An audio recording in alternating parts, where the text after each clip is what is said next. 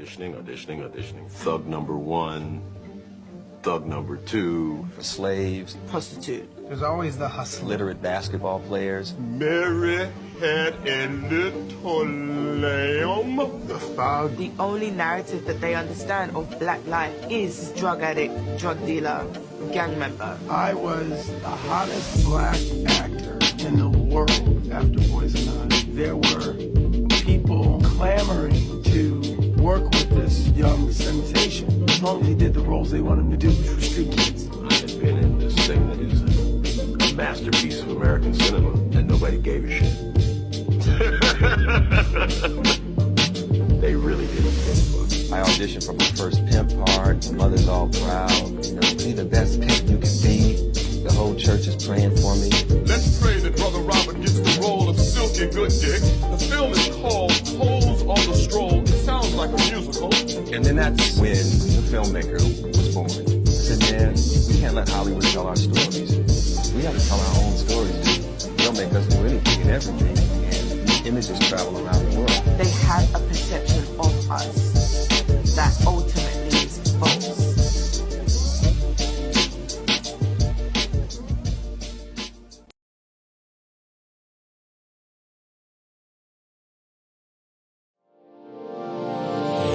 Hey all my Crimsonites, and welcome to the Crimson Cure channel, where we embrace our femininity, increase our womanly values, and celebrate our brothers. So join me on our feminine journey to learn, heal, and grow.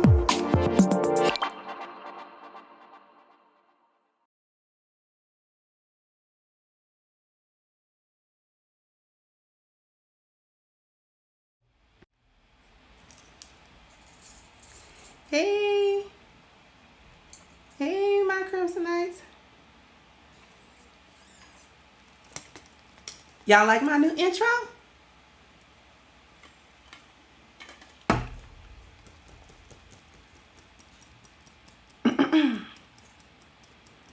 Y'all like the new intro? I like the new intro. Intro's dope. Dope intro, right? Like, I love it.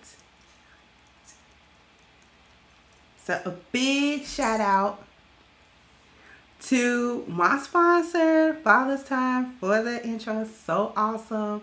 I really, really love it. It's just me. It's just so me.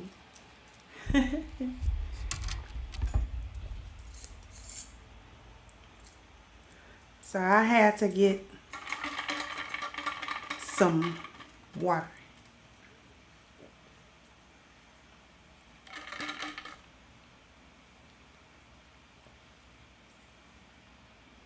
I might have to get some more water. Thank you, John Reeds.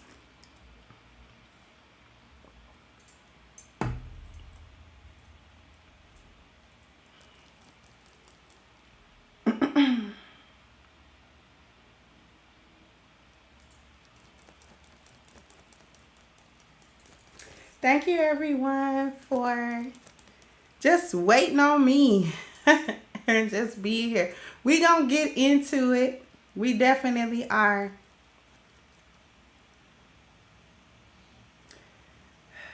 Can y'all wait 2 seconds? I need some more water. Like, I really need some more water before I can talk.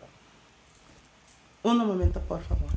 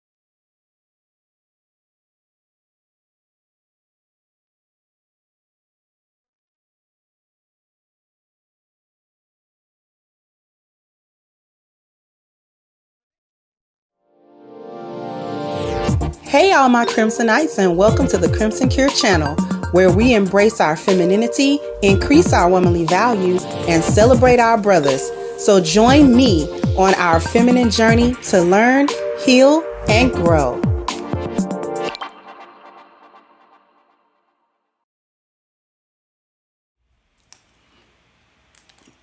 Okay, we back.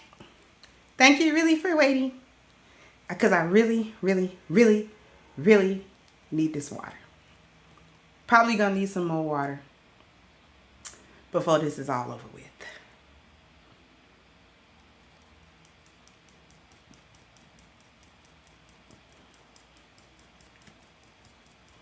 Oh, you like my skirts?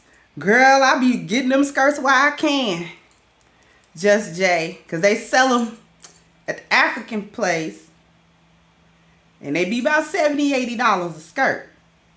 But then, girl, they sell some more at the beauty supply store, girl. And it's, it ain't quite the thickness of the ones that's in the African store, but they $40 at the beauty supply store. They $70 at the African store. You better quit playing with me. I'm getting them at the beauty supply store.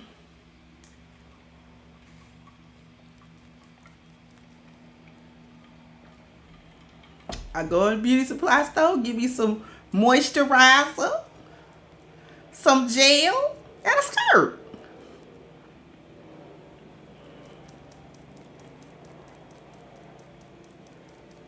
Hey, AB, we got a bunch of people in here today, and y'all are in for a show. I did not make you wait for nothing.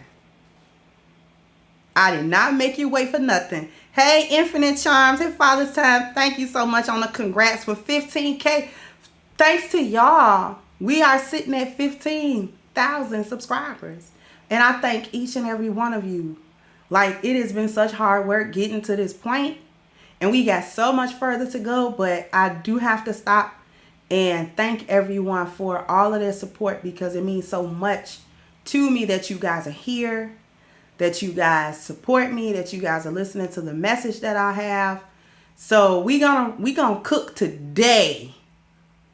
Let me go ahead and go down an OSRS Nova tomorrow for war. Hey, Malika, Baruch, happy Latina. Hey, sweetie, and thank you on the congrats. Kadir, I be liking when you open us up with a dua, Kadir. That was on point. That was so on point that time. I really enjoyed that. Eric, hey, how you doing? YOPTV, Just Jay, Leanne, Miss Sherry, Henny, It's Akuma, C Truth, Audrey, Everell, Name Block, C, Prada, W Hawkins, Mark Armstrong, Ruminant, Shannon, Nicole, Miss Cherry. I don't like missing nobody, especially at the beginning. Undani. I said thank you to John Reeds. Hey, Crystal, Big Lex, UFO, Team Rob, Miss Tierra. I think that's everybody. Terry, Simon. I think that's everybody. Riode. Hey, Bishop. Hey, my love is divine. Hey, Dr. Michelle. Thank you, Ronan. So congrats on smashing the 15K mark. Mad love for our favorite femininity coach. Thank you so much, sweetie. Like, that means so much coming from y'all. Not your typical Negro. Jack Wilson, Mr. Bobby Wright. Hey, Celine. Okay. Hey, Elgene. I'm already mad at this water because that ice melted. Y'all just don't know. Already mad that the ice done melted. Already mad. Okay.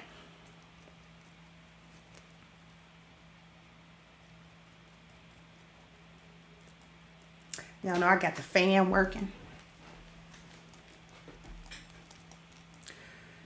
So, I need for everyone to keep in mind 2 words: exclusion and exploitation. Keep in word those 2 minds: exclusion and exploitation. Do we have that in our heads today? Exclusion and exploitation. That's going to be very key today. Cardia wrote it down. See, that's what I'm talking about. The brother wrote it down, okay?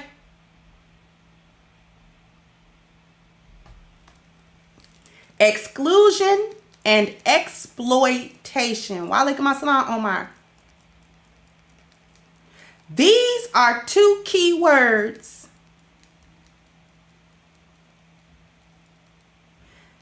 two key concepts, two key things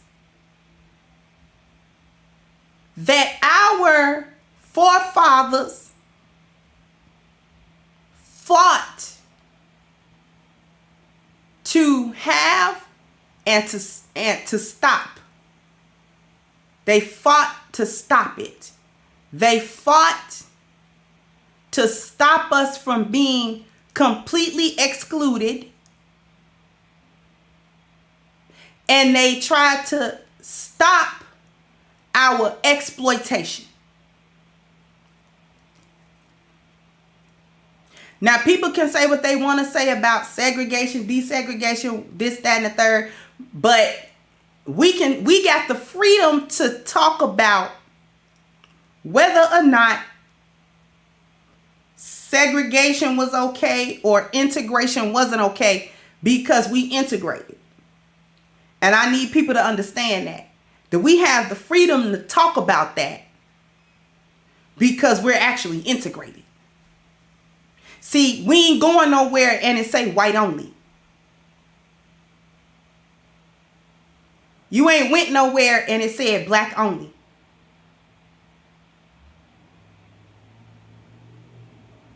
So, since we're not facing that, since we're not facing the exclusion of Jim Crow, we have the freedom to actually try to look back at it and say, well, maybe we shouldn't have got integrated. Right. As long as you got the credentials to go to whatever school you want to go to, we got the freedom and the liberty to look back and say, I don't know, maybe it wasn't a good idea to blah, blah, blah, blah, blah. Knowing you be crying today if you couldn't stop at a certain McDonald's because it was in the white neighborhood. Stop me when I'm lying. Thank you, Omar. Just go ahead and stop me at any time when I'm lying.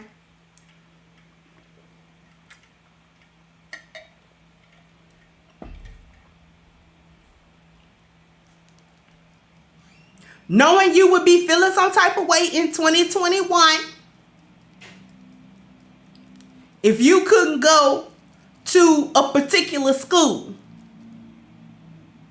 Not because you didn't qualify to go to that school, but because you was a negress and you couldn't go. Because you was a Negro and you couldn't go. See, we got our forefathers made sure that we had the freedom to talk like that. Because there is no place that if they want to have their business or institution, they cannot now discriminate. That is on the books. That is law. Along with exclusion and exploitation, I want you to recall this. We are talking environment today. We are talking environment today. Okay? That's what we're discussing. Just the environment. An environment defined everything that surrounds the individual or group and affects where they live and grow. Environment is the sum total of the surrounding and the condition in which people experience life. It includes the physical, chemical, the soil, the climate, and all living organisms. The collective balance of all these can determine the survival or the demise of parts or all of the ecology. The key words when you know you're talking about environment is legal, law of the land, the structures, housing, institutions, industries, transportation, hospitals, businesses, banking, schools, local municipalities, cities, states, governments. Okay? Now, I needed y'all to be cognizant of this chart here. Because I know I got a lot of new people. My regulars have seen this chart a million times. They can probably see it in their sleep.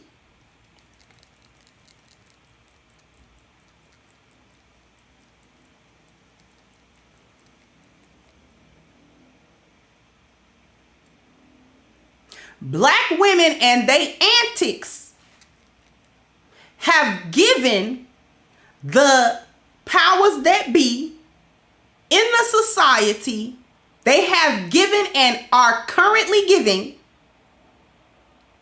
the powers that be a reason to exclude and to exploit. What am I talking about? See, when you go places, let's talk about just your social interaction in these restaurants. Our forefathers did sit-ins, went to jail, got beat on. Some were killed.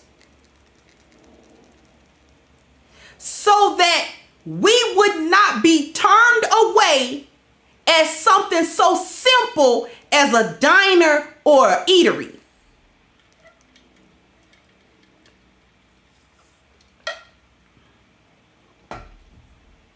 Because see, the concept was, if we're gonna be here and we can't go back to our ancestral land, you're not gonna have us here and then lock us out of everything, and we can't move. We don't have no mobility. We can't do anything. We can't grow nothing. We can't buy nothing.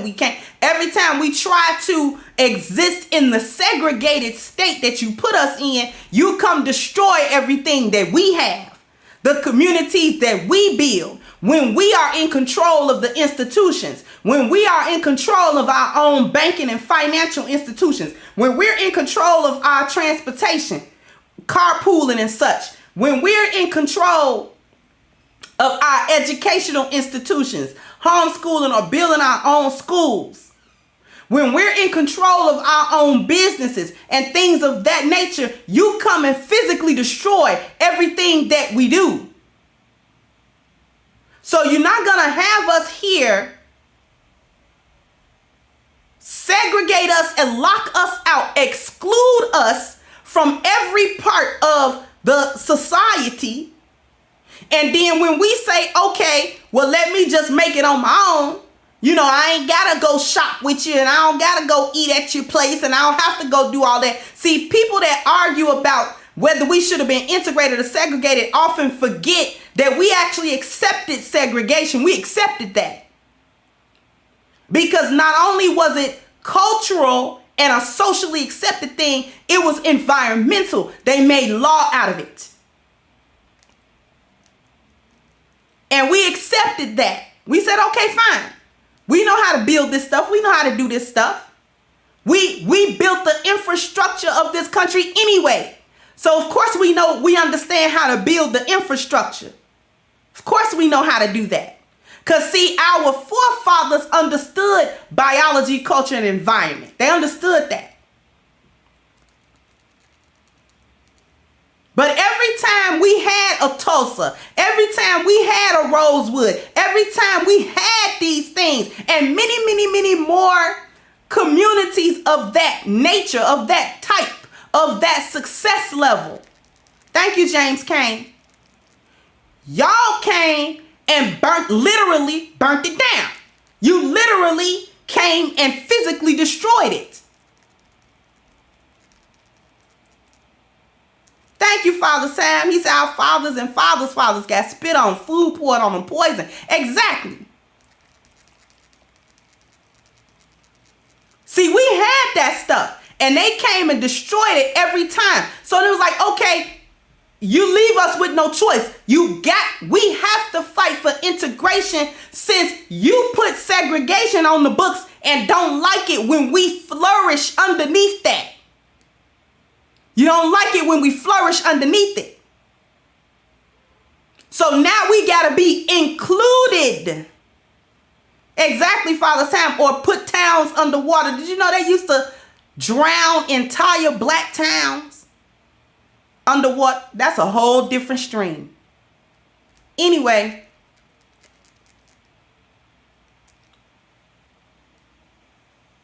so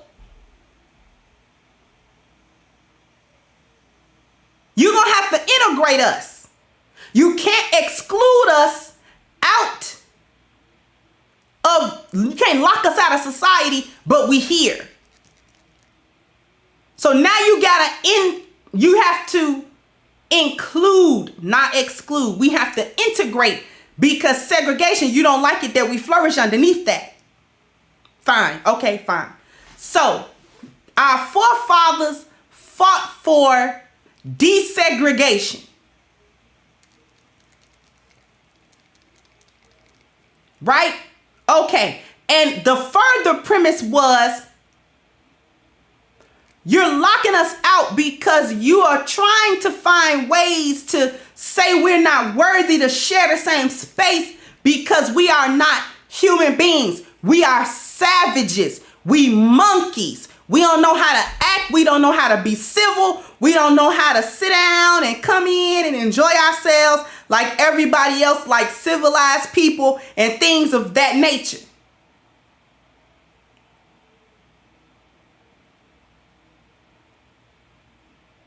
That's what we said. Okay, you excluding us out of entertainment places, movie theaters and such. You know what I'm saying? And whatever other places that people gather socially.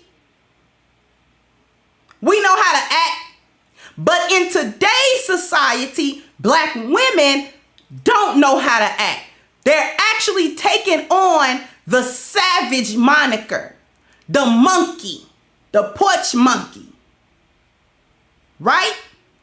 Because when you go into these places that your forefathers fought for you to have the right to go into these places and not be discriminated against just because you're black, now you want to jump on top of the tables, all on the chairs, twerk and dance and disrupt the entire environment around you.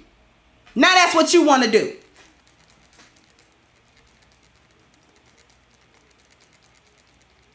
That's what you want to do.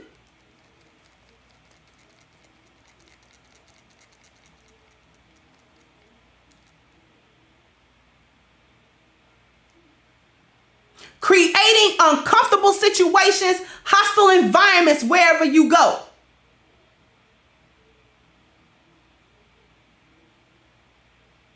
Let's talk about housing, which is another institution. Y'all sit around with them little bad kids. I call little bad kids grimlords. You sit around with them grimlords you done birthed out, that you done spit out. You worse than what's his name? Gizmo. They just done popped out your back. Little gremlins, little grimlords you done had. They bad enough to tear up concrete with their bare hands. You sit around and let them tell all around. You know when you done entered into where a bunch of black folks is living at because it get nasty. The houses look run down. The grass ain't cut. The concrete is tore up.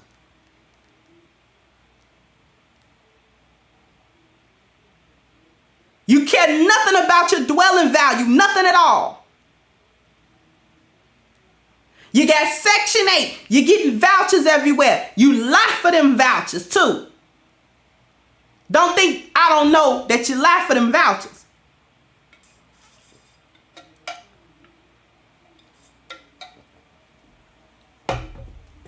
Just so you can get somewhere and don't got to pay but $5 worth of rent.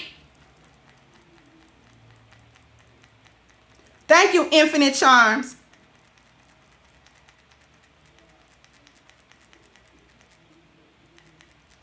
You want to pay $100 on the rent and the place you live in costs about $9.50 for you to live there. And you tear it up.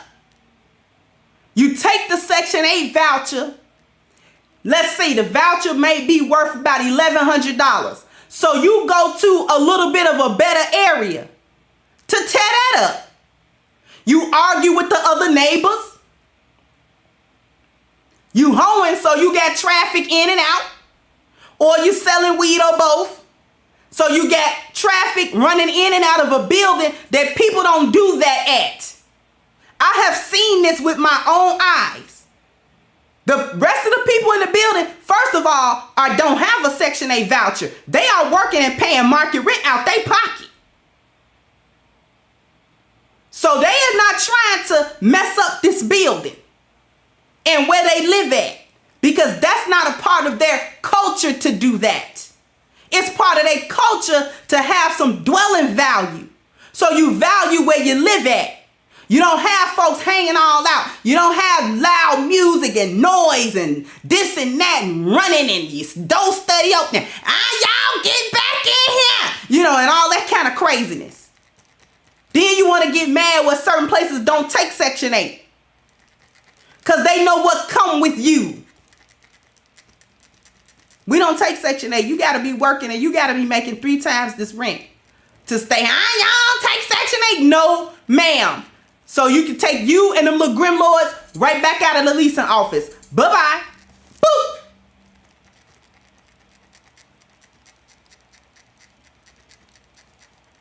Okay?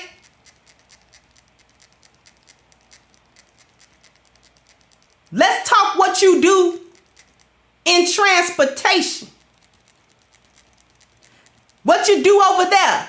How many times have we seen black women running around fighting in airports?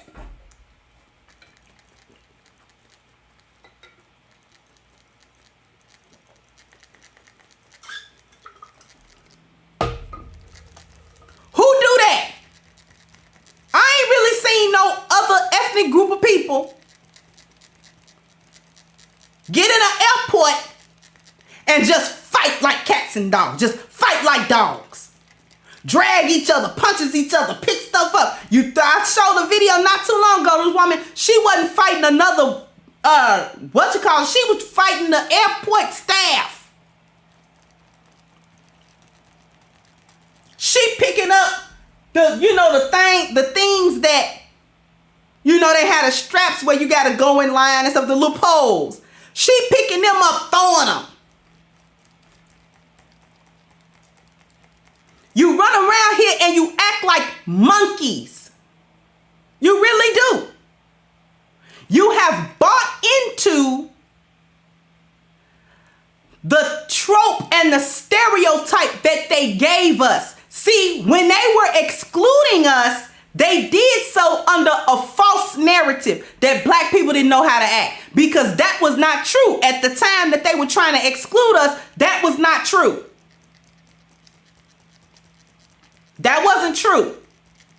We knew how to act. We was more civilized than a lot of them. So them excluding us based on that false premise, it was wrong because it was false. Now you're buying into it. Now you really are so disruptive. People hate to see you coming to their establishment because of how they know you gonna act or how they figure you gonna act. They don't want you coming into their high-end restaurant and jumping up on their table just because a little bit of music with a little bit of a beat behind it came on and you can't control yourself. Because that was the excuse in the True Kitchen. The brother in, think he was in Atlanta. He shouldn't have been playing that music. So what you telling me is that you don't know how to control yourself like an animal. Your twerking instincts take over if it's a little bit of a beat come on and you got to twerk. You got to.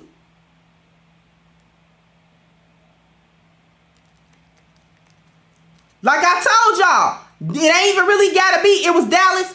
Okay, thank you for the correction. It ain't even gotta be a real song. All somebody gotta do is say, hey, hey, and here y'all go. Here you go.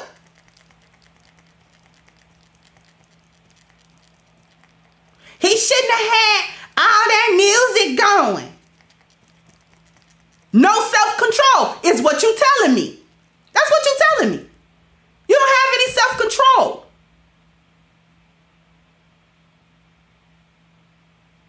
What do you do at schools? Same stupid stuff.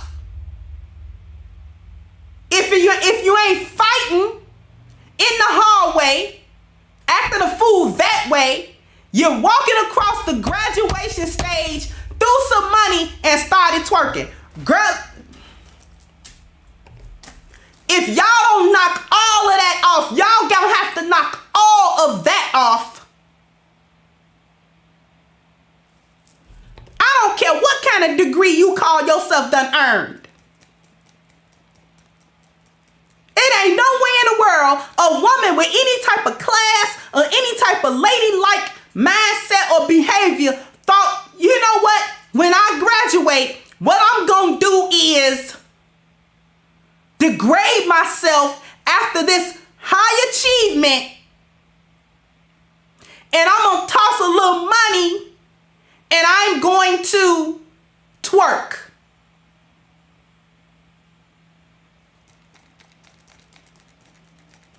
Not, do a little shimmy, just a little something subtle. Hey, y'all, hey, and just smile and walk and get your degree and go sit down.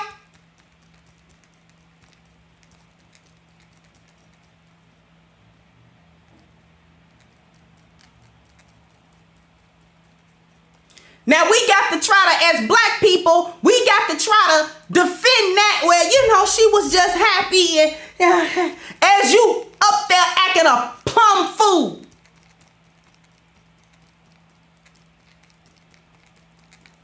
And I know everybody looking at you like, this what she got to do before she. This is why they make rules in these institutions. Y'all don't understand how the environment changes because of your antics. This is why they start making little rules. You can't dance across the graduation stage. Nobody can dance across the graduation stage. How about that?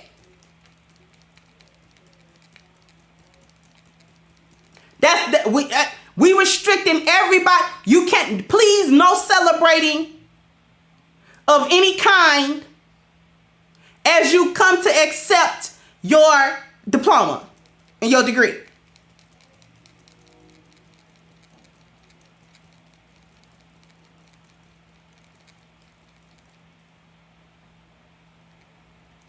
I ain't trying to just discriminate against us. They trying to stop you from acting like a fool and disrupting whatever ceremony or whatever interaction or activity that they got going. Thank you, not your typical. And said, but sister, twerking came from Africa.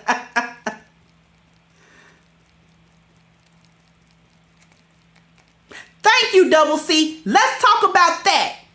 How about the black principal giving a dress code to the parents? We gonna get on these bonnets, dirty slides, your pajamas.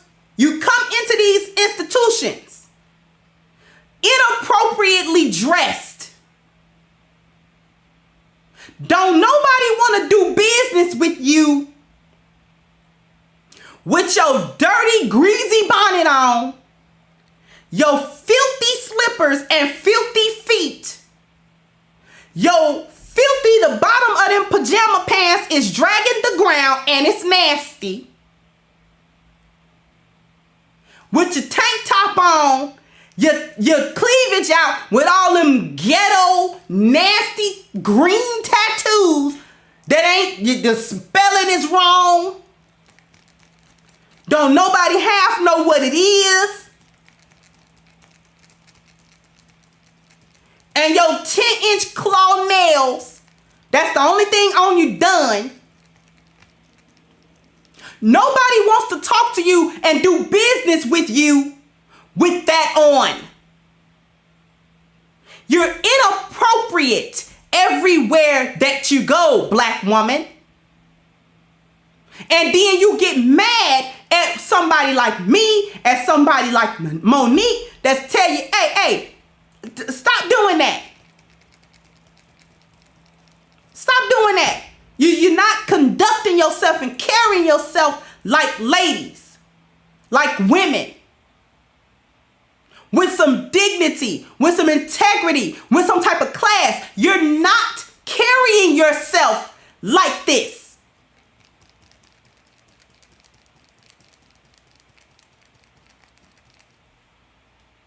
Please carry yourself better than that. No, perish the thought.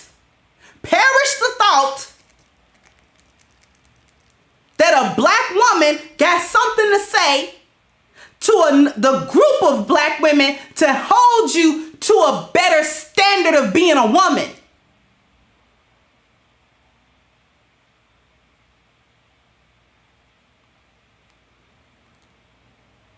Had to give you a dress code when, as a parent, when you come to the school. Please stop coming to the school either dressed like you just rolled out of bed or dressed like you about to go do a porn shoot somewhere. Again, you got your butt out, you got your cleavage out, you got them little nasty stank ghetto tattoos all over your chest. They out.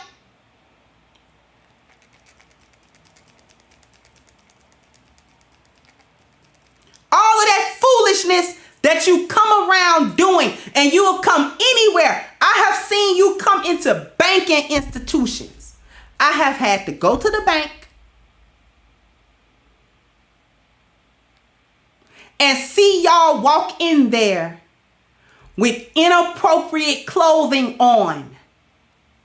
And the bank managers, some of them bank managers would be like, no, you can't come in here dressed like that.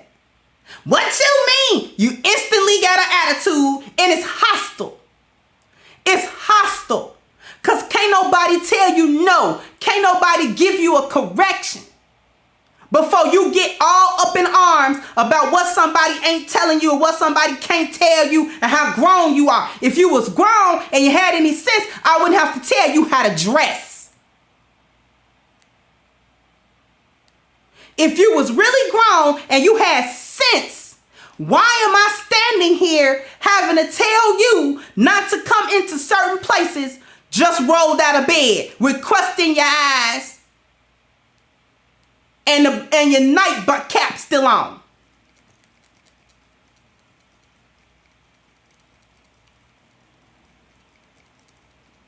I shouldn't have to tell you that.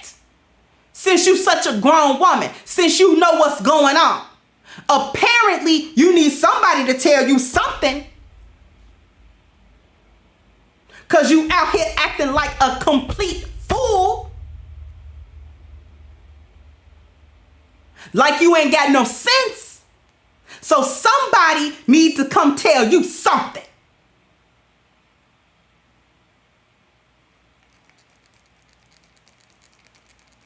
You coming up to schools trying to fight teachers. You literally come up to schools to fight on the school staff because they told your kids something or said something to you that you didn't like.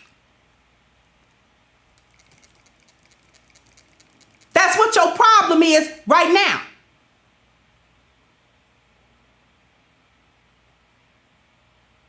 You will come all the way up to that at school ready to fight. Not ready to resolve an issue. Not ready to talk about what's going on. Not ready to sit down and listen and hear it with an open mind and say, okay, let me try to understand what the problem is and what's going on and how we can actually resolve these issues. You jump to fighting.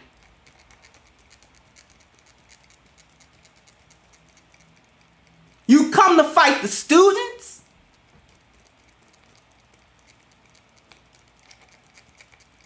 Let's talk about how you come in to screw the teachers and the coaches. You didn't think I was going to go there, did you? Y'all didn't think I was going to go there, did you? We going there. We going there today, y'all. Crimsonites, we going there today, y'all. Your son play basketball or football or whatever, and you think the coach is cute. So you will go screw the coach. And then don't have no shame that the students know that you screwing the coach. Don't care how that make your son look and what kind of teasing he about to get. Man, your mama a hoe, man. She doing Coach Johnson. Oh man, what? Yo, Coach Johnson. Is his mama any good in the bed?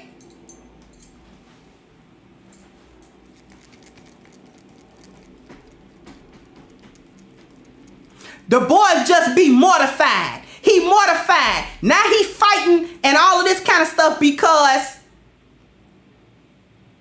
he don't want to be bullied by the other boys because they laughing and they study jugging him about you.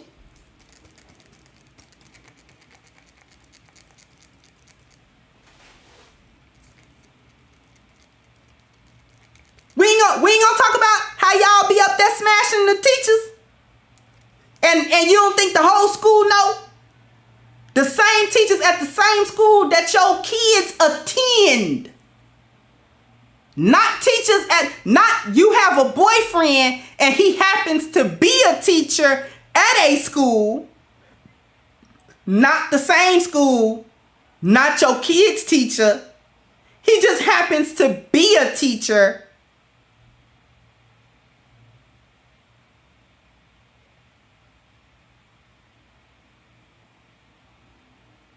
Your kid's teacher. You go right up to his school or her school and date her teacher or his teacher.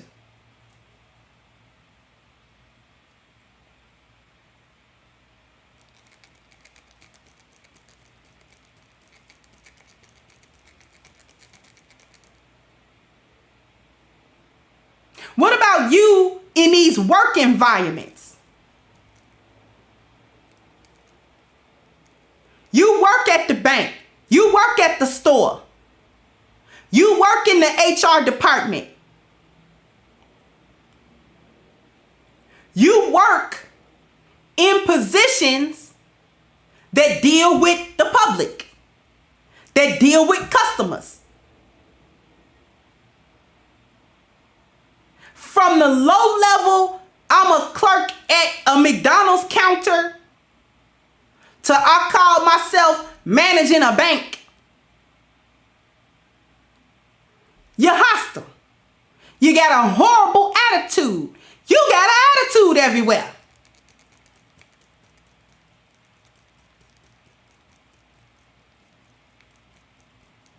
How many of you put a 1 in the chat? Put a 1 in the chat if you don't like it when you know you about to deal with a black woman that's the clerk, or you got to talk to her and she's middle management or whatever. You got to go through her to get some type of approval for something. Put a 1 in the chat if you hate to see it coming. You be like, oh, come on. I'm in line and I got to get her in the line.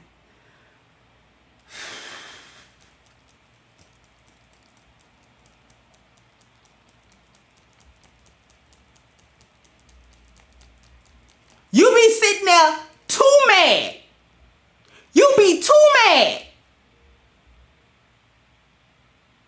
Don't let you have to go to the Secretary of State. Them the ones that really get me. I'm glad I don't have to go down there very often. But don't let you have to go down there to the Secretary of the State and get anything done with your license. I don't care if you're just getting it renewed or you're just getting your registration or whatever the case may be. And you waiting in that line, and God forbid, the next person that call your number is Miss Jenkins. She been at the Secretary of State for 25 years. Everybody know you don't want to get in Miss Jenkins' line, because Miss Jenkins got a no for you at every turn. It ain't never no good experience with Miss Jenkins. She got them little glasses on with that little string. She wear that little wig that's tapered. It's tapered in the back. And her gray hairline is obviously showing because her wig pulled back too far. And she got on a bootleg of white diamonds that she get out of Walgreens.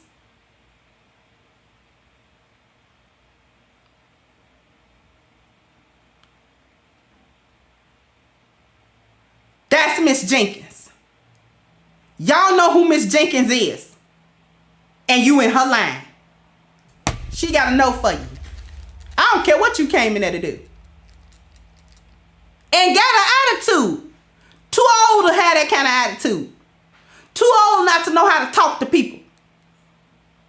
And every time you come up to Miss Jenkins' counter and you be like, no, Miss Jenkins, that's wrong. That paperwork, that's not right. That's not me. She got a no in her mouth until the white supervisor, he always got to come over there, overlook what she doing, and be like, no, they right. This is their paperwork. This belong to them.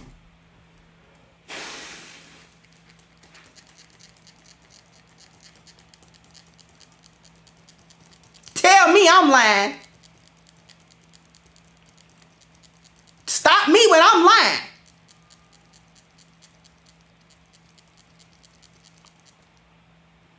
Just like everybody was in an uproar. Remember that video about that girl who was the clerk at a McDonald's or something like that? And that white man came in and she was like punching him or whatever the case may be. And he was like grabbing at her and all that kind of stuff. He had her. And her co-workers did not jump to her aid. And remember, everybody thought that was so racial.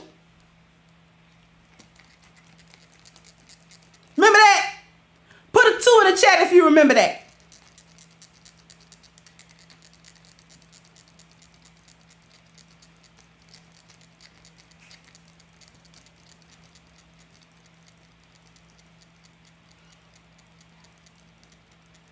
And everybody's like, oh, it's so racial. She was really doing all the swinging. First of all, let's just understand that. She was the one doing the swinging. He hemmed her up, but she was swinging. But then, why did he yoke her up? See, we didn't get that part of the story. We didn't get that part of the story. Why did he feel compelled to yoke her up? Was it just because he came in, saw a black girl at the counter and decided, I'm going to yoke up a black girl today? I don't think so.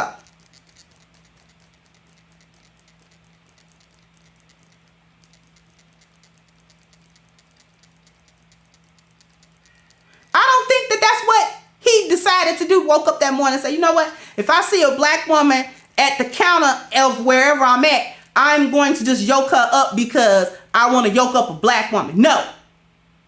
You know for a fact she was talking sideways. And you don't never know who you talking to like that. He may not want to hear that.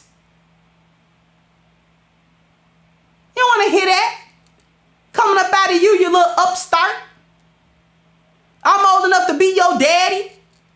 All I did was come in here and ask for this little stupid McMuffin or whatever he wanted. And you got lip for me? You got lip for that?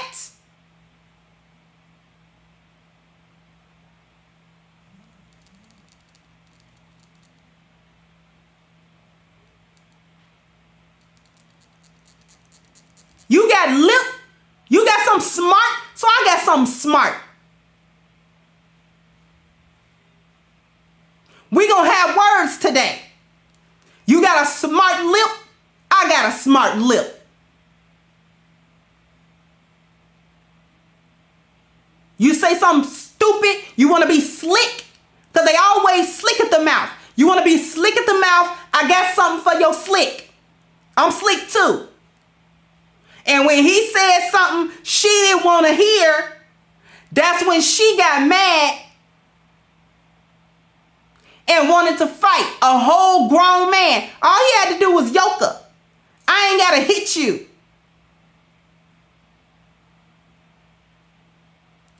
And her co-workers did not step in. Everybody's like, yeah, he should have stepped in. Listen, she probably got that same smart mouth with them. I ain't helping her. I don't even like her. She cussed me out just this morning. Now I'm supposed to help her? No, I don't think so. Let her get yoked up. Because if I yoke her up, I'm going to lose my job. So let her get yoked up. That's what she asked for. She asks for that. She gets smart with every other customer that come in here. She got a smart mouth. I don't know who puts her at the cashier register to interact directly with the people. Because she acts a fool every time you do it. Every day she got an argument going. You mean to tell me it's always the customer? It ain't never her?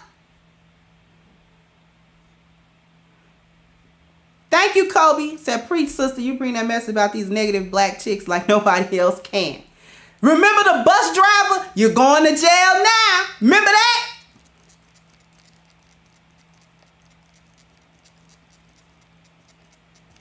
And what was she doing? This is back to transportation. What was she doing? Arguing, yelling.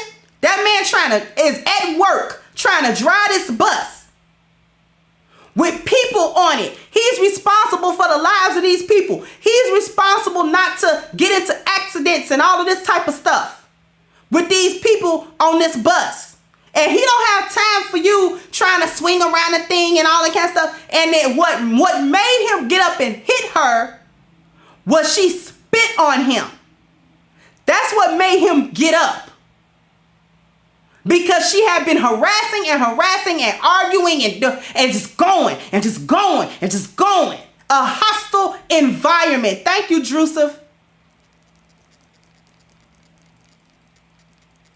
And when he stopped, and after she spat on him, he was like, okay, I got something for that.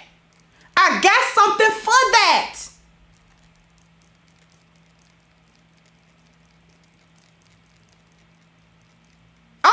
I'm about to just drop you right now. I'm about to drop you right now. I hate that he lost his job because really he should not have. He endured her. And then everybody wanted to act like she was a victim when she was the one that was being threatening with him. She was being the aggressor with him.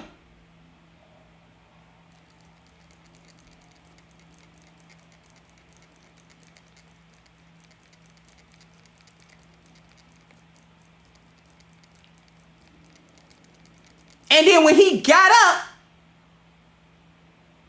and cold cocked her, just, hey, you about to get this hand, not hands. I ain't got to do it more than once. You about to get all of this work right here.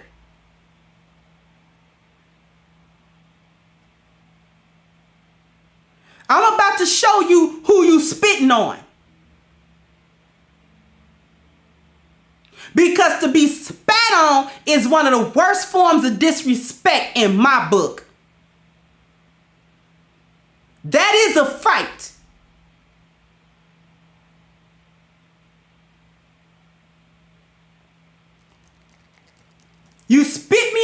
face, we're fighting.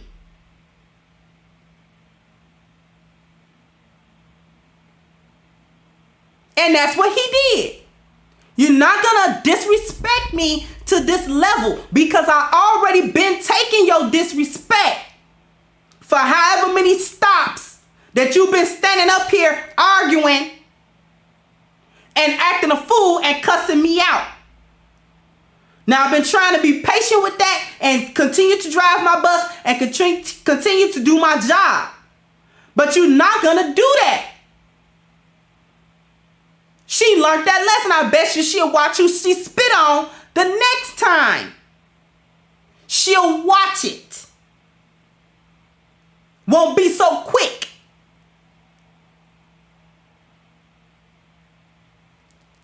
Black women are the ones that like to go around and do this. And I don't want to hear about what other ratchet women do in other neighborhoods or other ethnicities. I'm not concerned about them. Because they don't represent me. And they don't represent the black women who do not do this kind of thing. What's unfortunate is that you don't understand that all of us get blanketed by the same thing. Because nobody's judging the entirety of black women on how I act when I go outside. Or how any classy black woman acts when she goes outside. And when she interacts with the world and she got sense and she's not going places twerking or fighting or arguing or spitting or over-sexualizing everything or whatever. She's not disruptive. When she goes places, when she does things, when she takes care of her business. We're not getting represented by those women. Nobody's looking to say, you know what? Even though every video I see is a black woman acting ratchet, I'm just gonna choose to believe that black women don't act ratchet. That's not how this works. That is not how propaganda works. That is not how media works. That is not how none of this stuff works at all, and we know that. We know that. So it is disingenuous to be like, oh, well, every black woman is doing it. We're not doing the not all argument.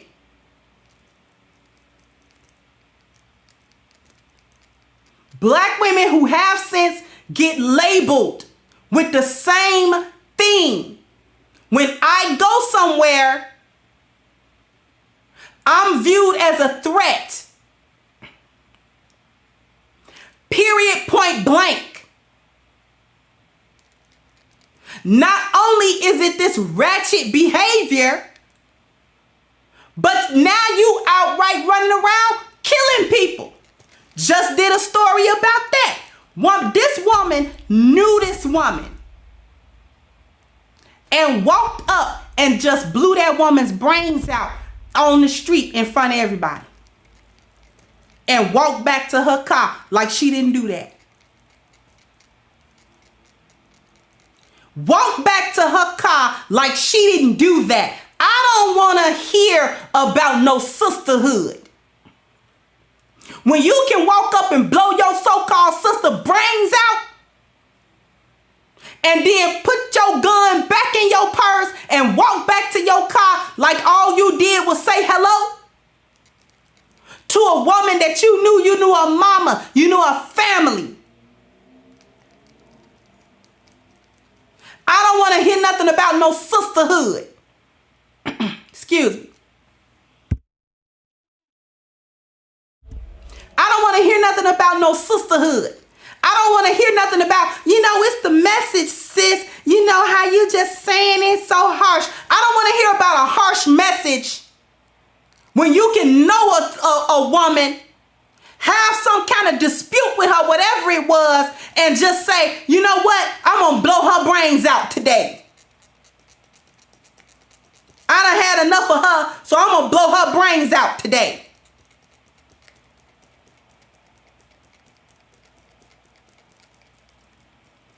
Whatever you was mad at. whether she stole your man or stole some money.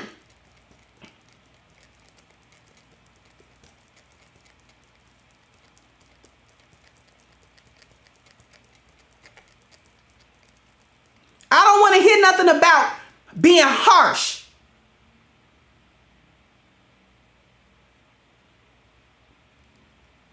You don't want nobody to laugh at you, but you get on camera to do all of these antics. You get on camera not only to be ratchet and say crazy stuff, you're all on TikTok twerking with nothing on. You just got a thong on. I can see your whole everything. You busting it open on camera. Listen, what were the 2 words that I told you to remember? Do anybody remember them words? At the beginning of this broadcast, what was them 2 words? Thank you, Greg Zeno.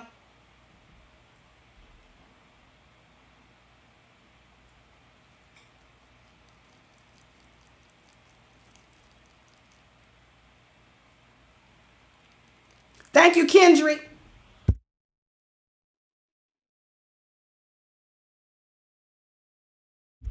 Exclusion and exploitation.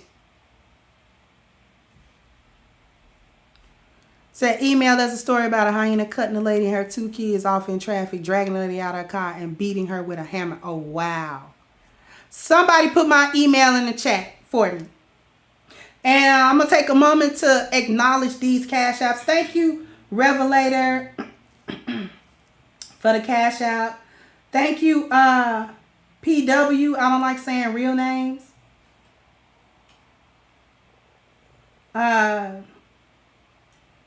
Your name starts with a C. Thank you. Marv Mom. Thank you.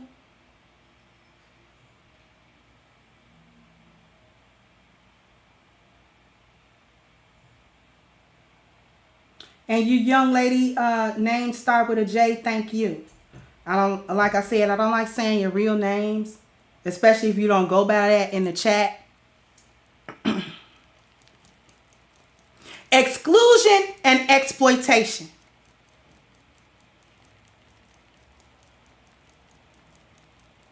You giving them a reason to exclude and exploit. We're going to take a real quick break. I'm going to go get me some more water, and we're going to talk about these hostile environments, exclusion and exploitation, because I got some more stuff to talk about too. So hang in there. We'll be right back.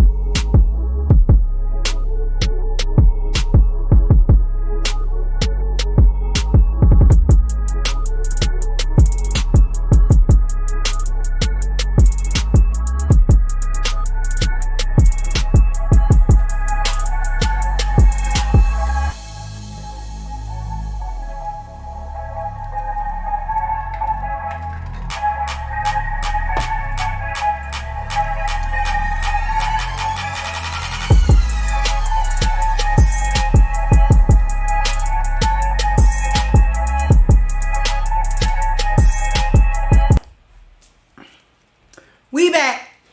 Y'all get y'all some water too. Y'all get y'all a beverage as well.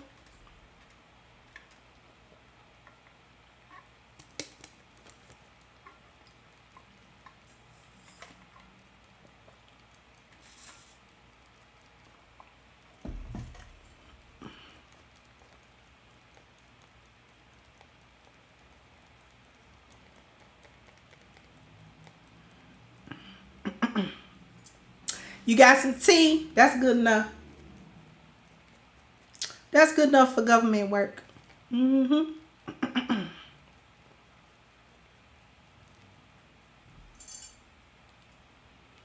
While we waiting, come on, get the likes up. We got 445, 369 likes.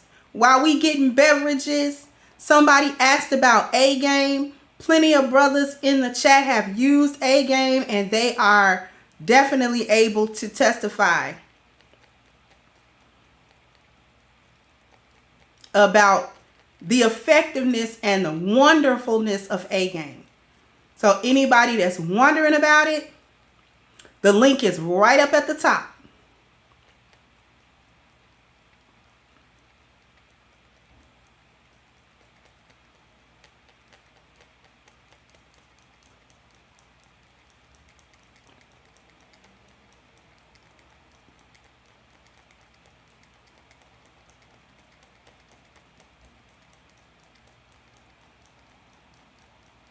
Oh no, Zahira, it's not a stupid question. No, women can't use A game. A game is formulated specifically for men.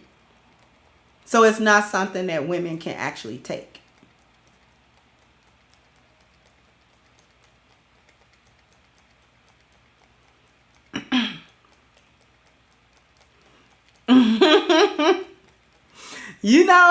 I was sitting there talking about some. Now, if I just take half a capsule, what that'll do?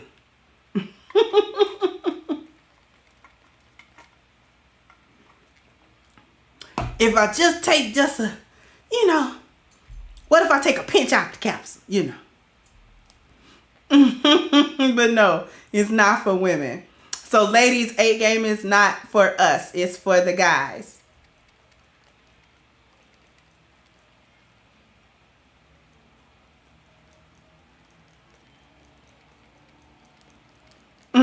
Just Jay said I was gonna try. He was sitting there just looking at the capsule like, it can't be that bad. It's natural though. You know what I'm saying? No, but a couple of little herbs up in there. Surely I've ingested something worse than a couple of herbs.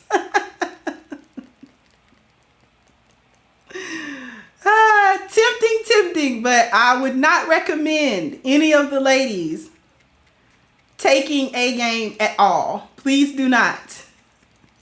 Please just buy it for the men in your lives. Hey, Scar King.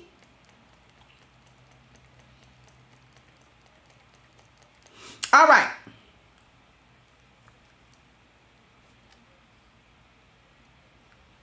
Before we get back to exclusion and exploitation. I love you too, sweetheart, Kadir. I really enjoyed you opening us up with that prayer that time. I'm not tasking you with doing that. I'm not saying you gotta do it. I'm just saying I really enjoyed that. That's what I'm saying. That's all I'm gonna say.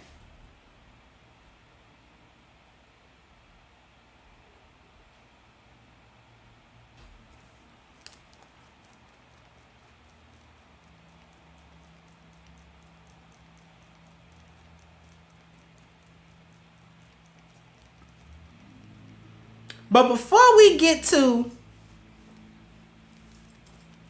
exclusion and exploitation and all of that good stuff, I need about 7 more likes to at least get me to 400.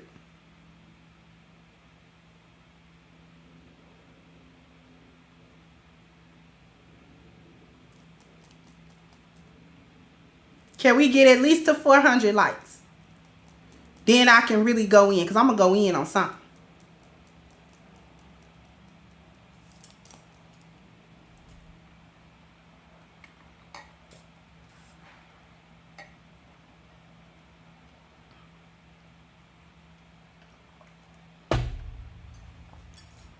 Thank you, Isana. She said, don't try it, sister. Some herbs have a negative effect on estrogen levels. That's exactly right.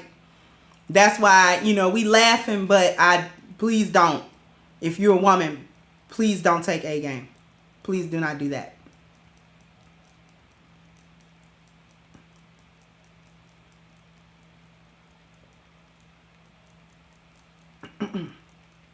All right. So we got 423. Thank you. Thank you. Thank you. All right. So before we get to exclusion and exploitation, I got to cook some of y'all. I've been wanting to cook y'all so bad ever since C19.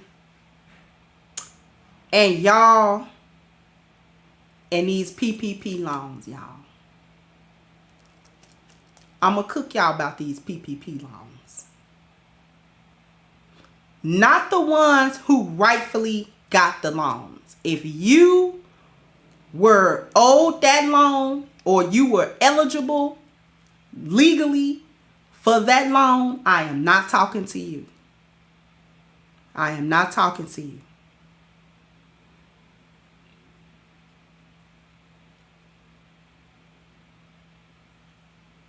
If you had a business as a woman, as a black woman, you had employees and things of that nature, and you applied for the PPP loan and it was legitimate, I am not talking to you. I am not. This is not for you. This is for these little heifers that scam PPP loans. Because see, y'all the same ones, you scam the PPP loan. Y'all the same ones that scam Social Security checks, them SSI checks, them crazy checks. Y'all scam them. And you the same ones that scams the welfare system. You the same ones that scams the IRS for returns, filing kids on your IRS that are not your kids.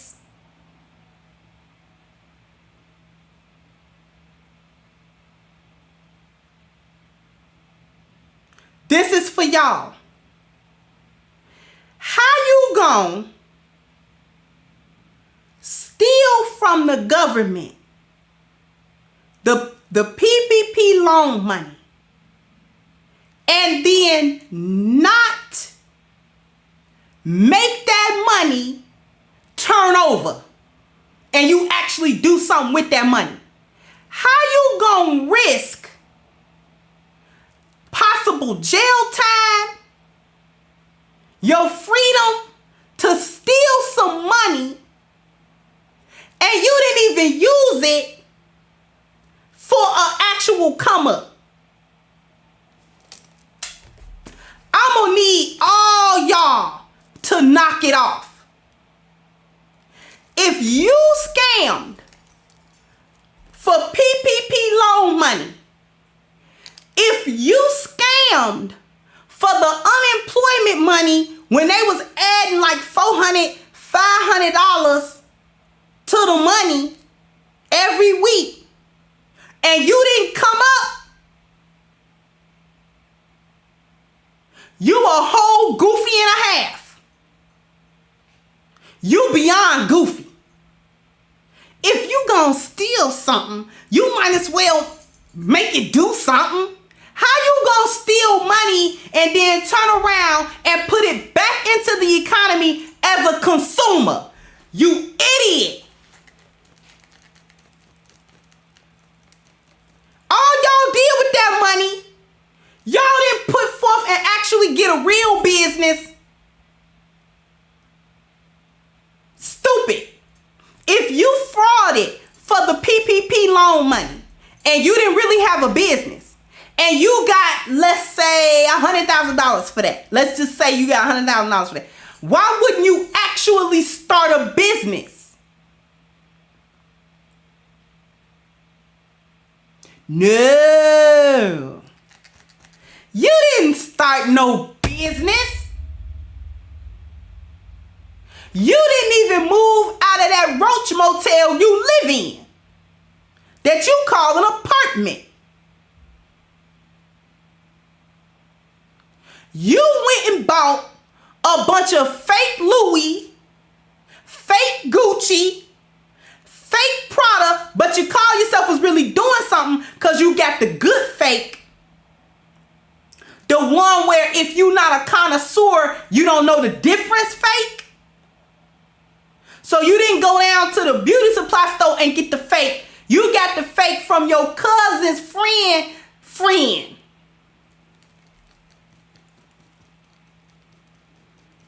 You went to Walmart, of all places, and bought TVs, PS5s, Xbox Ones, loaded up with a bunch of Zoom Zooms and Wham Whams out of the food section. Your cart was piled high with Blue Bunny ice cream and Tombstone pizzas.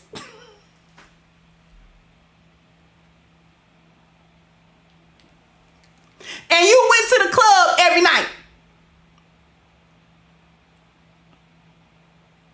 You got the biggest haul out of Fashion Nova and your cheap butt put it on Afterpay. Had the money in your hand and still put it on Afterpay. You ain't buy your kids no school clothes. You ain't get that little jalopy car fixed or buy another one. Your kids didn't see it come up. You didn't see it come up. Your household didn't see it come up. Nothing saw it come up. You just stole money just to be stealing it. Not thinking that they gonna come back around for that money. Y'all know this government don't play nothing about their money. They worse than Big Worm. Playing with my money is like playing with my emotions.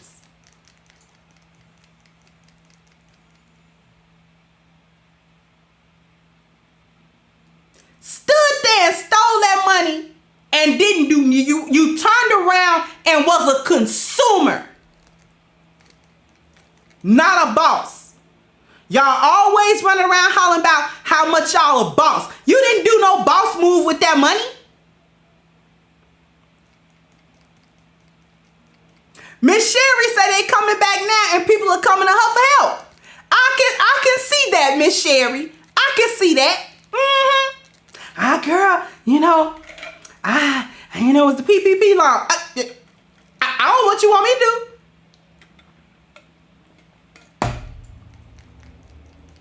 Got that PPP loan and you bribed that dude to come stay with you. You thought buying him a bunch of PS5 and some games was gonna make him leave his woman to come with you. He only spent them 2 weekends over there. As long as you had the money, how did you fake for the loan for the PPP and then spend it in like 2 weeks? It's gone. That money ain't turned over at all. You didn't make that money do nothing worth nothing.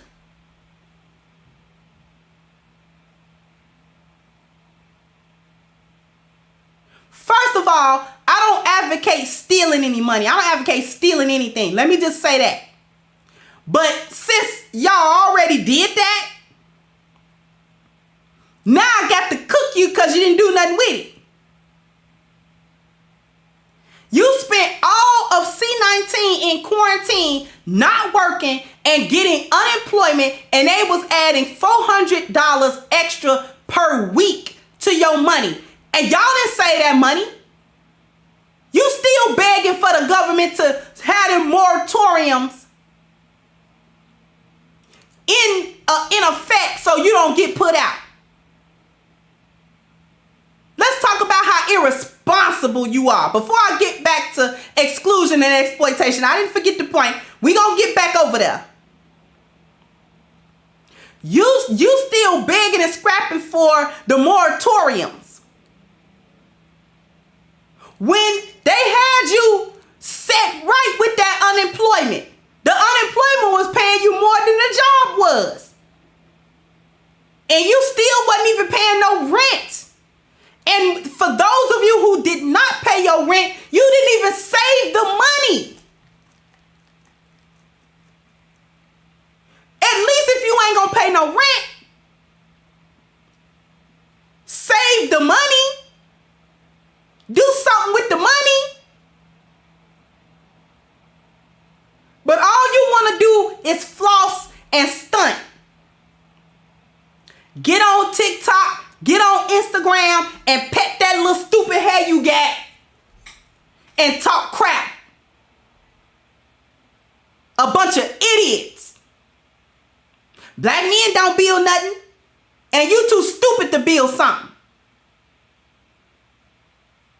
You won't even build nothing for yourself. So I don't want to hear nothing about no being no boss. Because you don't know the meaning of being a boss. You don't know nothing about that. You are not about that life.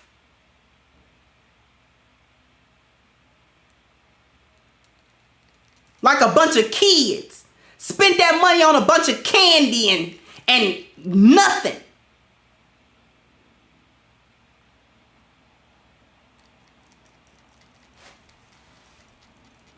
Now,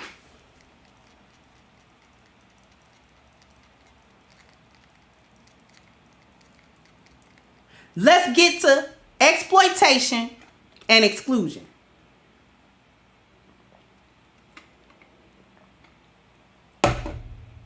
And then we're going to wrap it up.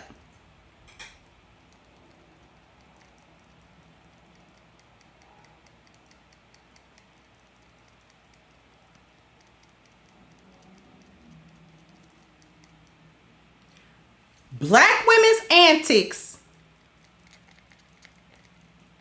are paving the way, setting the groundwork, because we go into these places and create hostile environments. Thank you, the Miss B Jack. Thank you so much. And create these hostile environments. That is a hostile environment. When you go into a restaurant and you jump on their tables to twerk, those restaurant owners are not happy about that, because if something happens to you, they become liable and they are in danger of losing their business. So when you do that, you are a threat to their business and what they've worked hard to achieve and to build. Just so you could come along, and because you want to be ratchet and because you want to have fun and because you want to do all this foolishness, they got to be in danger of losing what they work for. It is a hostile environment. Thank you, Miss Chickadee. It's a hostile environment.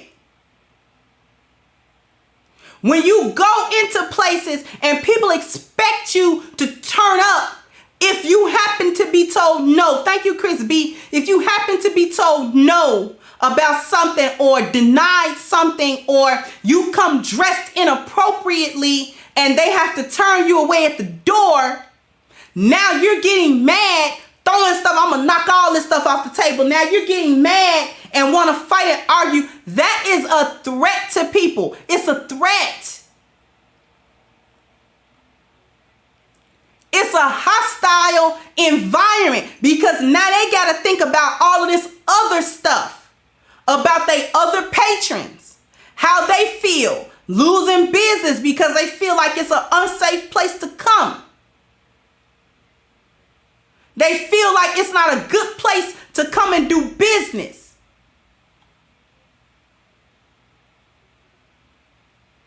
They feel like this is an unprofessional place. Because look at who they allow in here, and then look what goes on in here. This is supposed to be a place of business. You come to work and you make it a hostile environment because even your coworkers can't get along with you. If you have a customer-facing job, then that's problematic for that company or that location, because you are a constant threat to the customers that are coming in and out. They don't want to patronize this establishment because of you,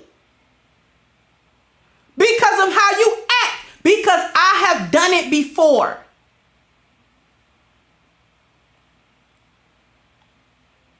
I have done it before, visiting a place, and it could be a place that you like coming to, a store you like going to, or something like that.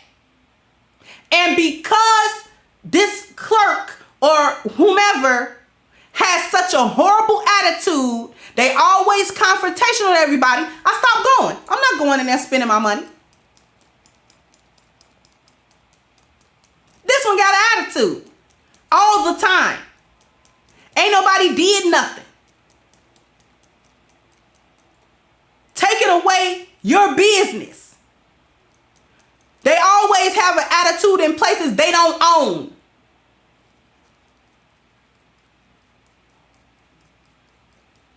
So you threaten people's livelihoods, because if I hire you and you turn away my business because of how you behave, then you're a threat to my business. You're a threat to the school. When you come up and you want to fight, you want to argue, you want to have confrontations with the teachers, you having confrontations with the students, and all of this other kind of stuff. It's a hostile environment that you create. This is what the title means. How Black women create hostile environments, because you using what is now a part of our culture to excuse this poor behavior that you have, and it allows people to then exclude you or exploit you, and all Black women have to pay the price for it.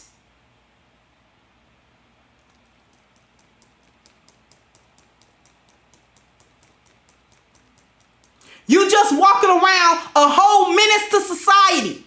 That's what you've become. A menace to society. Thank you, Tree. So, oh my God, you're a superwoman and one of my heroes. Keep preaching. Thank you, sweetheart. You are a menace to society. That's what you become.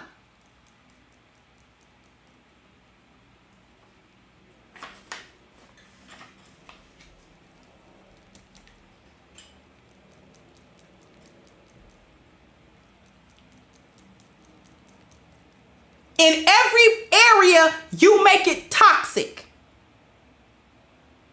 You've sexualized yourself to such a degree that it allows people to exploit you for this. So they exploit you sexually. They do so all over social media. This is why you was mad at the white guys when they was mocking the patent head and girl, you know, and they was doing all of that. You get mad at them, but you give them the excuse to exploit you and laugh at you and make you the butt of the joke. You're a joke now. This is what you fail to understand. Black women, you've made all of us a joke. We're the butt of all the jokes.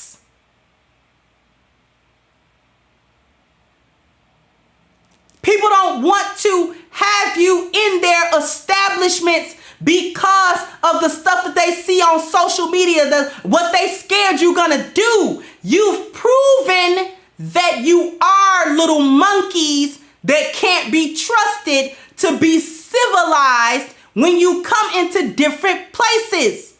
You have embodied that stereotype. It didn't used to be true, but now you've done everything in your power to make it be true.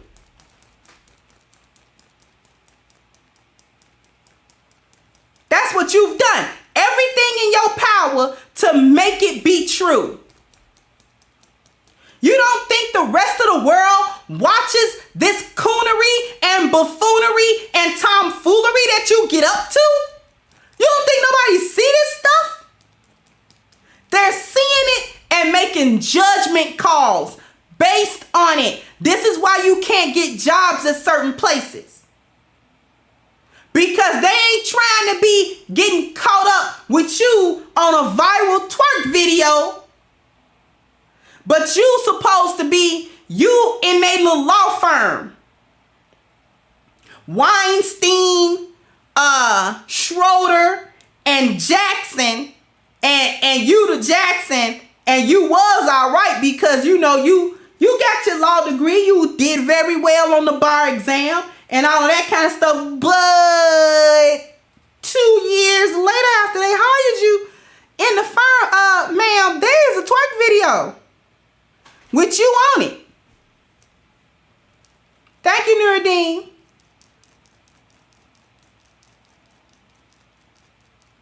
There's a twerk video. We cannot have you as part of the law firm with the twerk video. Do you know that discredits us as a law firm? You gotta go. I'm sorry. We can't win no cases. We can't win no cases with you on our team. We can't do it. We can't win no cases like this, ma'am. Because any defense or prosecution or whatever is going to be like, y'all using them? There's one female that's one of y'all partners, right? They know what's coming. Judge, may I approach the bench? She got a twerk video. Have you seen it? No. Wait a minute. A twerk video? On TikTok. Twerk video. That one right there. A twerk video? Counselor, approach the bench.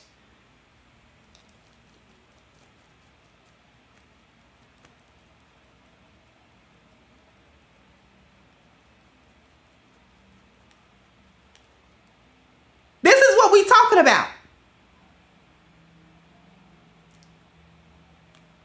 And then you want to, right, Maverick Judge, she on OnlyFans, right? And then this is what we talking about. You going to get that degree, it should have excluded you from having a viral TikTok twerk video, but unfortunately, it did not.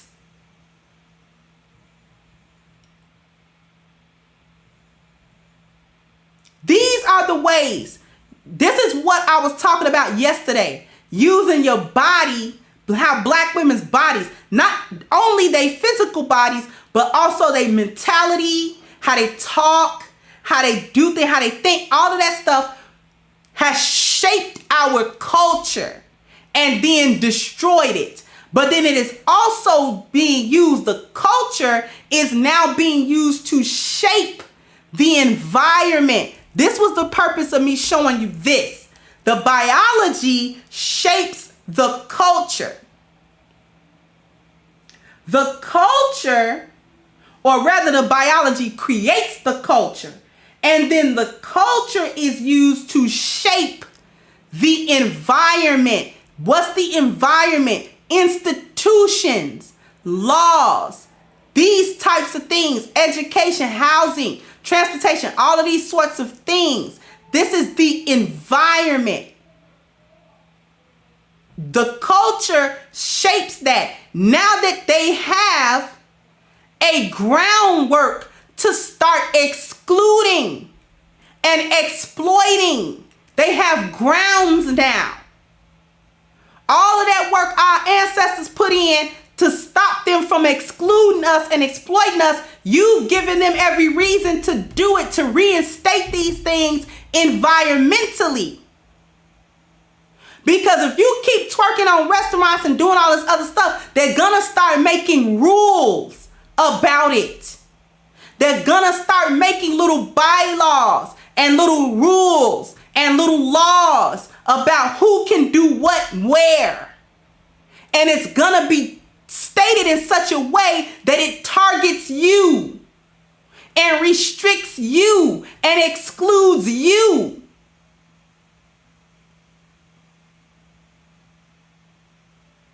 And because all of this stuff is the environment then turns around and conforms to the biology. All of it is now toxic because the behavior is toxic. Please put a 1 in the chat if you understood what I just said.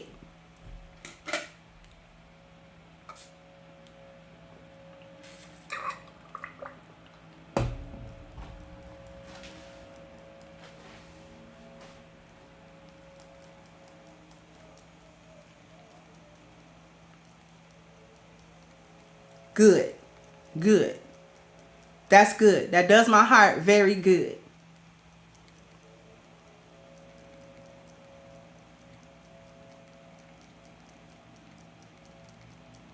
They're gonna make rules, dress codes, things of that nature that exclude you. See, they're not gonna put up white only signs no more. They can't do that. They know they can't do that. But what they can do is make little laws. They're very crafty. They've been doing this for a long time.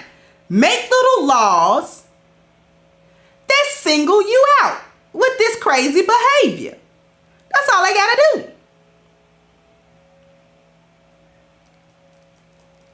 Just make stuff that you can't come in here. If your head covering is not of a religious nature,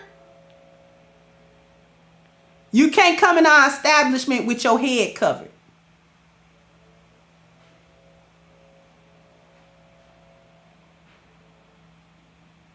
Now, what does that do to sisters like me that's Muslim, or to sisters that like the Afrocentric look, you know, the Erykah Badu wraps and the turbans and stuff? Not the bonnets, the real turbans.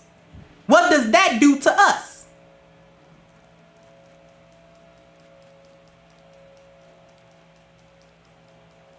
We got to live with that.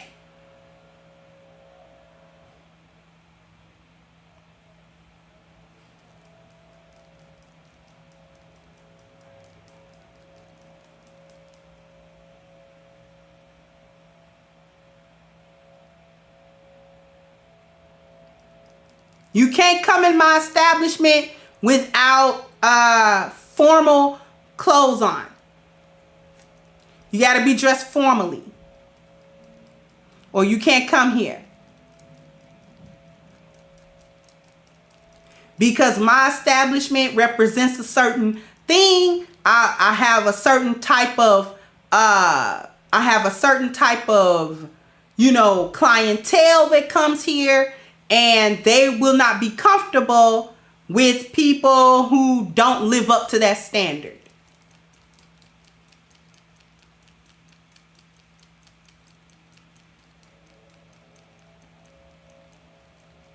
They're gonna make rules. They're already doing it.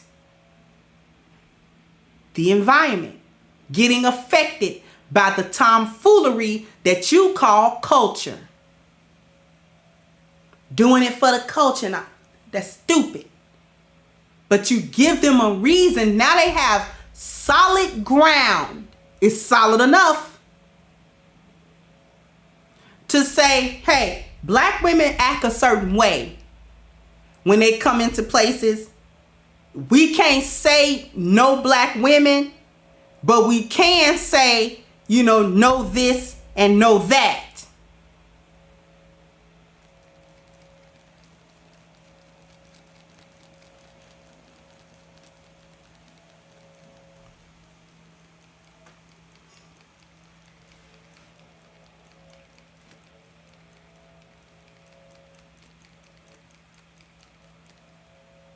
Just watch what I tell you.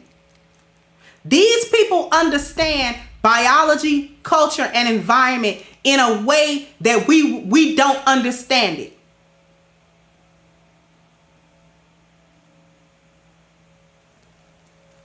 Thank you, ANA. Say much respect to your grind. From one content creator to another, you give me hope in black women. Keep it up. Thank you so much, sweetheart. These people understand biology, culture, and environment in ways that you have yet to understand. And they know how to maneuver these things that affect you without saying they're gonna affect you.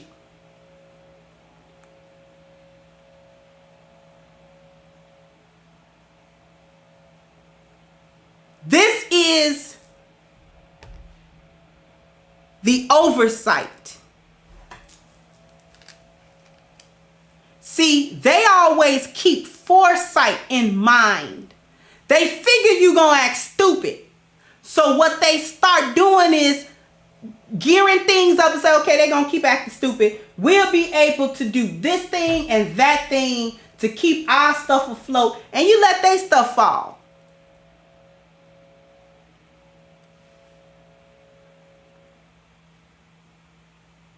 We're not going to have our stuff falling because of them.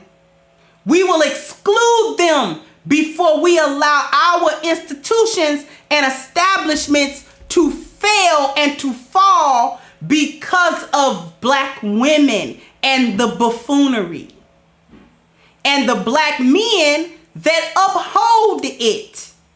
They're going to do this stuff. This is how they think. This is how they think.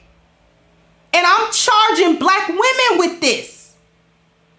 Because black women are the ones that pass the culture down. You're the ones that allowed your biology to do this with the culture and destroy black culture and create these hostile, toxic environments. I charge you up for not being women. I charge you up for not having no class. I charge you up for not having any wherewithal or loyalty to your group. You have none. And you call it culture. And you think ain't nobody supposed to say nothing about it.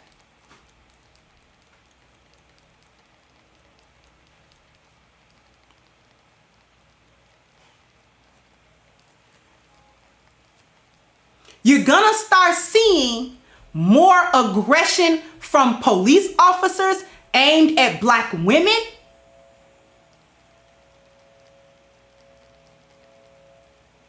You're gonna start seeing more of that.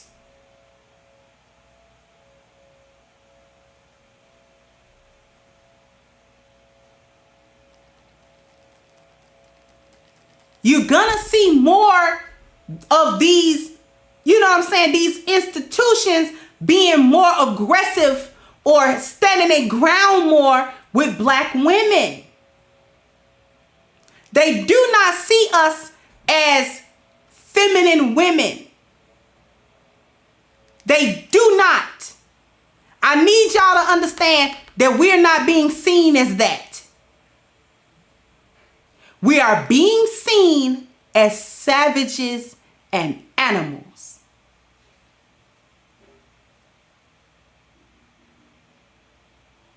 We're being seen as that. They don't see black women as these beautiful, feminine, wonderful women that, you know, would never harm anybody or would never do anything to anybody. They don't see black women that way. And we have given them the ammunition to not see us this way, is what I'm trying to get women to understand. I'm trying to get y'all to understand it. They don't see us as innocent. We are threats as far as they are concerned. We're threats.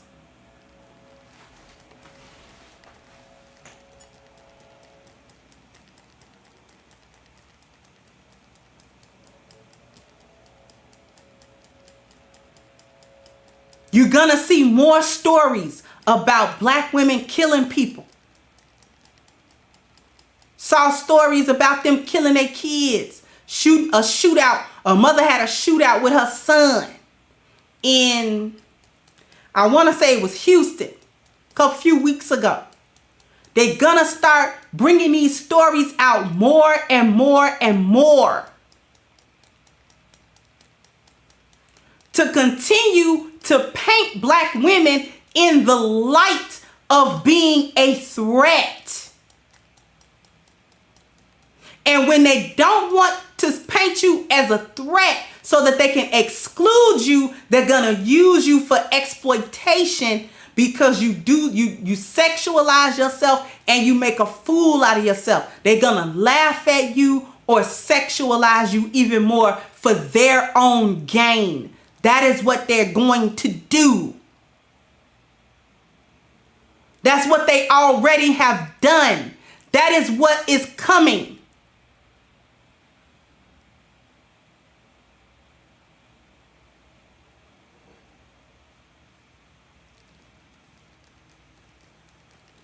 This is why I don't want to hear about what other women are doing. Because they're not going to charge up other women like they're going to charge us up.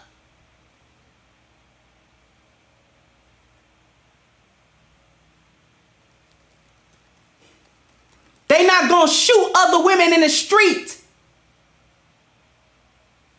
Do you understand that?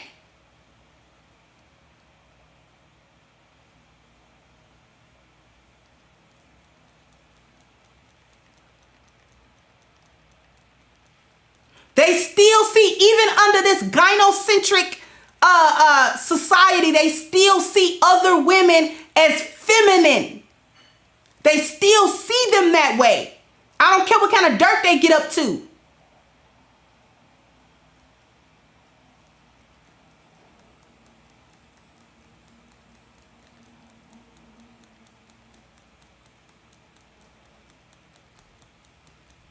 Now I'm going to say this and I'm going to start wrapping it up.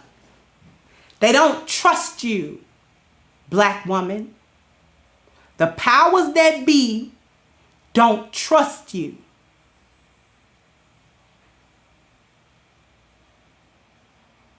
Put a 4 in the chat if you want to know why they don't trust you. Thank you, Zahira. Did I miss a super chat? Ruminant, thank you, says Zaddy is always strategic. He documents your behavior in silence. By the time he gets vocal, he has built an airtight case against you. Right. They had a whole RICO case. A whole RICO case.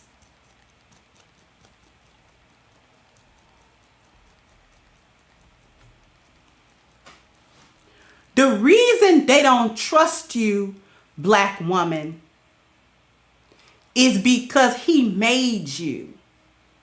He know you ain't trustworthy. Because look what you did to your own.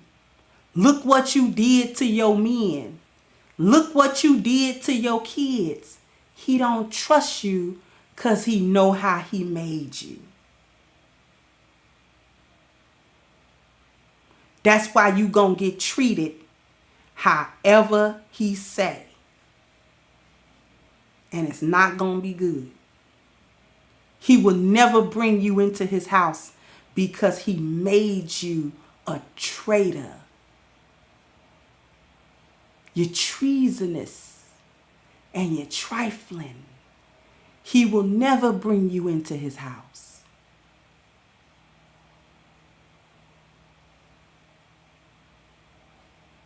He know better.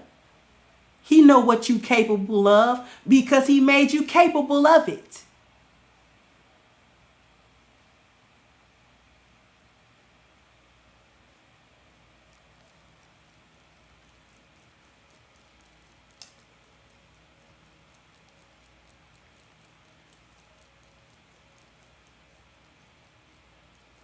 He don't trust you far as he can throw you.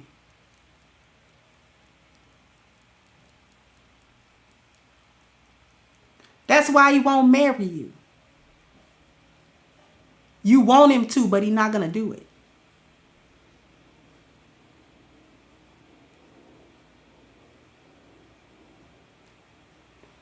Yes, Zahira, thank you again. Said just like the girl that swirls, disparaging black men, and Zaddy turned on her. Yeah. Then she wanted help. Ain't that the same one? Wanted help from black men. Girl, boop. Boop. Girl, anybody helping you?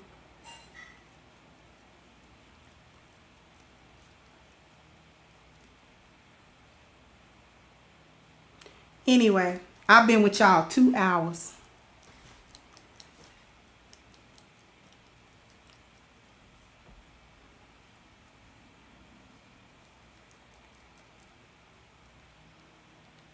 Hopefully this was understood. Hopefully this was understood.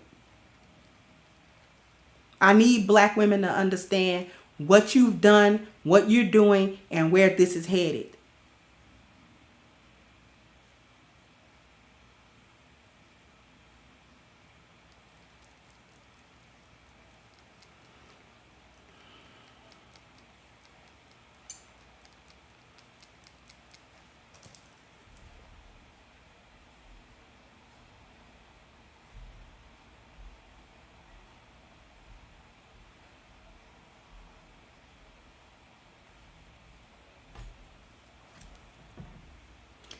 Anyway.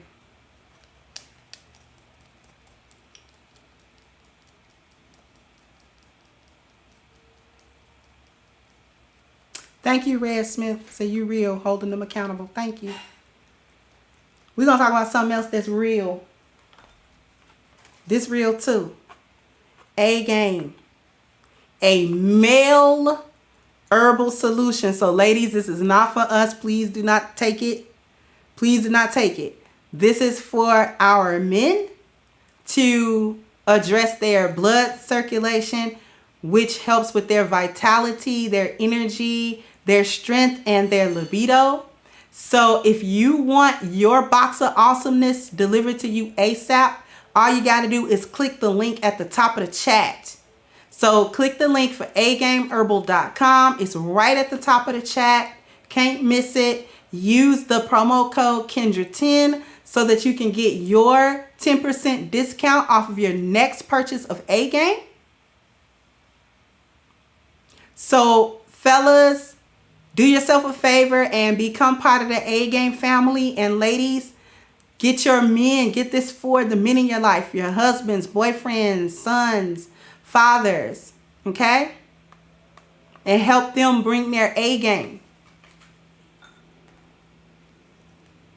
Thank you, Terrell. Say hello, sis. I'm an aspiring singer with a beautiful voice, but I finally get to catch you live. Amazing. Love you. Oh, you got a voice on you, Terrell? All right then.